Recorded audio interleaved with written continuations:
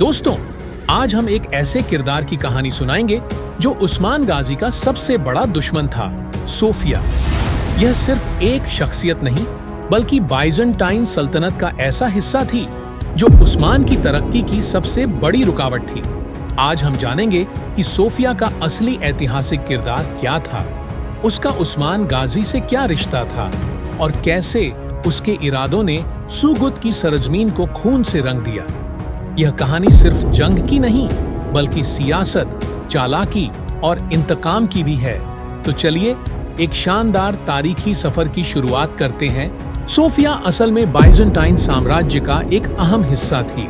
वह किले क्लूजा हिसार की रानी थी, जो एक रणनीतिक स्थान था और जिसे जीतना उस्मान की सबसे बड़ी सफलता मानी जाती। सोफिया सिर्फ एक शासक महिला नहीं थी बल्कि एक चालाक राजनीतिज्ञ भी थी जो उस्मान की बढ़ती ताकत से डरी हुई थी।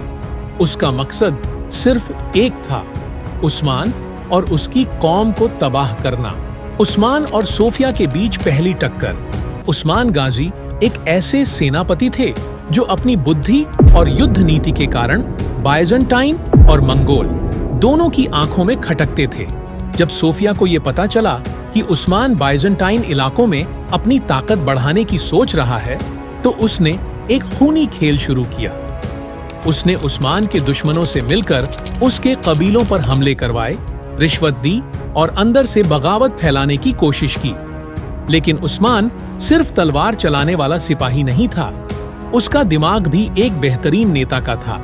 जब सोफिया ने देखा कि उस्मान रुकने का नाम नहीं ले रहा, तो उसने आखिरी चाल चली।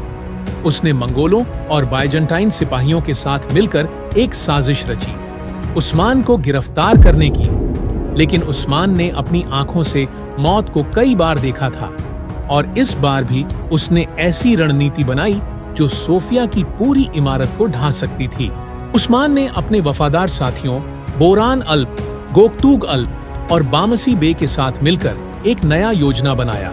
एक रात जब सोफिया अपनी सेना के साथ किला कुलुजा हिसार की हिफाजत के लिए तैयार थी, उस्मान ने एक अप्रत्याशित हमला कर दिया। रात के अंधेरे में उस्मान और उसके सिपाहियों ने किले को फतह कर लिया। यह जंग सिर्फ ताकत की परीक्षा नहीं थी बल्कि अक्ल और हौसले का भी एक बड़ा सफर था। जब उस्मान ने सोफिया पर आखिरी वार किया तो वह किले की दीवार से नीचे गिर गई। सबको लगा कि वह मर चुकी है, लेकिन हकीकत में वह जिंदा बच निकली।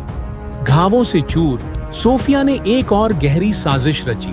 उसने उस्मान की बेटी हलीमा को अगवा कर लिया और इतनी चालाकी से अपनी मौत का झूठ फैलाया कि सबको यकीन हो गया कि वह मर चुकी है, ताकि उस्मान और उसके परिवार के बीच दरार पैदा की जा सके। सोफिया ने हलीमा के जहन में उस्मान और बाला खातून के खिलाफ जहर भरना शुरू कर दिया और इस तरह उस्मान के खिलाफ एक और मोर्चा खोल दिया।